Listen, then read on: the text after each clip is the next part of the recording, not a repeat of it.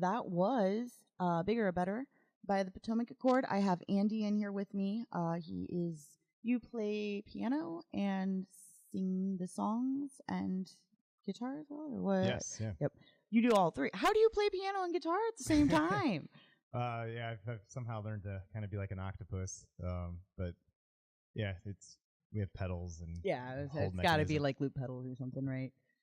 Something along the lines. We don't really loop anything, actually. I've seen several people. We have a friend here, a local musician named Sinus Pro, and she's like a loop master. And then like Tune Yards is a really good loop master. We've never quite become loop masters. I probably would like to add that to my portfolio someday, but currently no. No? Okay.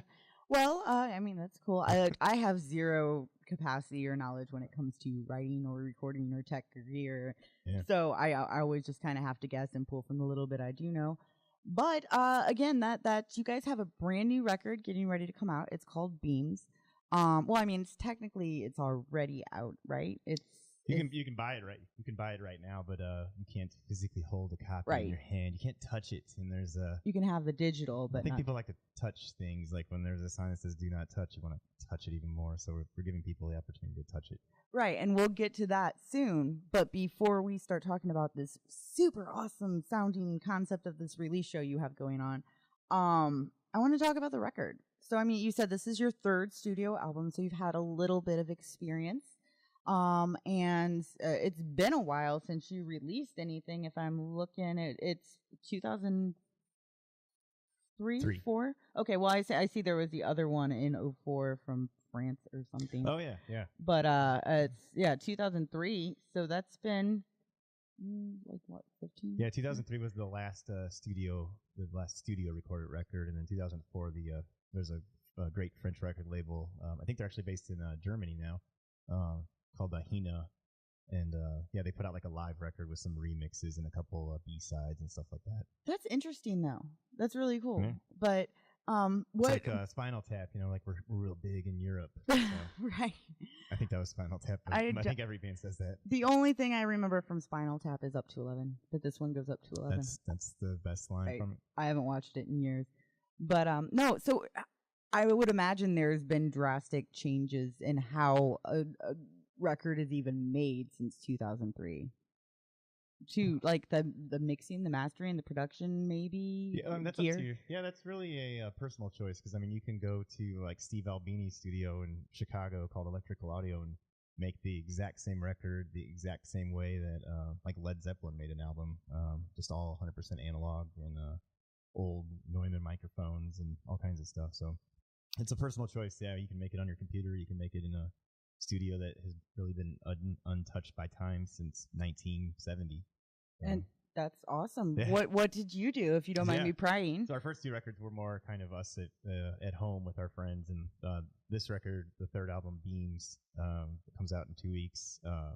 We went to a really nice studio, and it's a great local studio here in St. Louis, run by a gentleman named Jason McIntyre.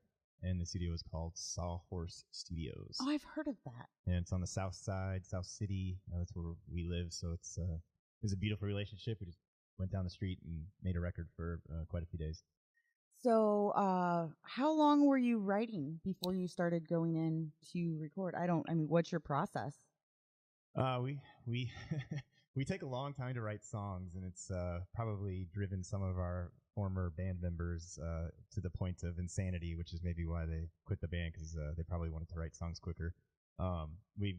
Some songs come together very, very quickly, and a lot of those songs are the ones that you end up loving for a little while, and then other songs take forever to come together, and then when they finally click, that's really what works for you. So we usually start out kind of working a song out in our practice space, record it, listen to it, and then we kind of dissect it piece by piece by piece and put it together, and it almost becomes a foreign language where it's like you start naming each individual little section and giving them kind of nicknames, but we'll have long dialogues and get a dry erase board out and sort of draw the whole arch of the song out from start to finish, and move things around. And you said before that you guys are really detailed in the way your songs are. That was the whole thing when you started, and So that also, I'm sure, plays a part in the perfection. Well, I mean, everybody, I guess, wants their music to be perfect, but with it being as detailed and structured as you said in the first segment, I would guess that probably plays a part into why it takes a little longer.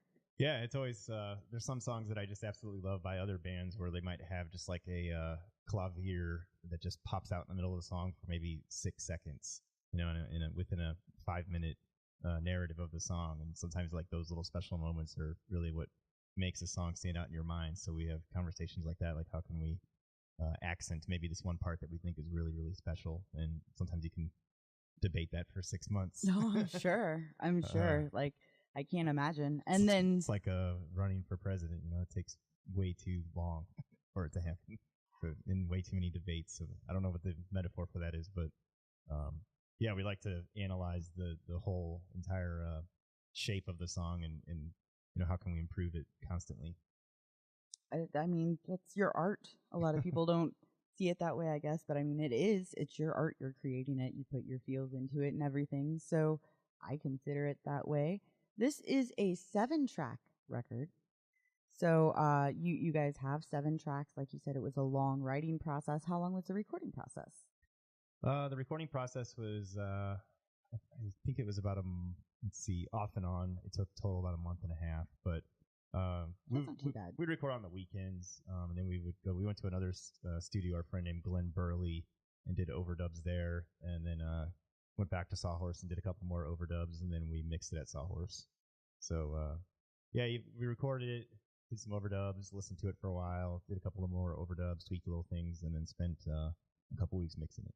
And once you had the master tracks back, how long has that been? How long have you been sitting on it? Because I know a lot of people, when they're really proud of a record and they just kind of have to sit on it, It's terrible. It's terrible for me when people are kind enough to give me what they have because they trust me before it's released, and I have to sit on it, and it's so good. I can't imagine when it's your own art. Yeah. So we've been sitting on it for a long time. So, yeah, we've been listening to, it's probably been 2 years. Oh, wow. So, are you sick of your own songs yet? Never, ever. I hum them in my dreams. No, I would hate to really be sick of our songs. It's always more rewarding to write and to perform newer stuff.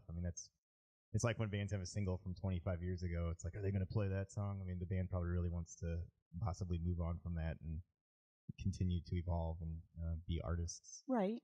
But yeah, I don't think they're sick of it. That was probably the wrong wording, but you knew what I meant. I'm sure Extreme wishes they never had to play that one single. More Than Words? Yeah, whatever. I'm glad you knew the name of it. Yeah, of course, that's about the only song I do know by Extreme, but I think that's the only one most people recognize. But I don't know. They need to recognize how much they suck, to quote Dave Grohl from a long time ago. That's great. But have you had the opportunity to play any of these like out yet? Besides for your friends, your family, but like live. Have you been playing out? Yeah, we've played them out more times than I can count. So that's been we usually play songs live even well before we record them because I used to always my friends used to always say when we were younger that like a live show is worth anywhere between 4 to 6 practices, just in the value of that. So playing those songs live helps you to tighten them up and be prepared to actually go into the studio for us. That makes total sense, actually.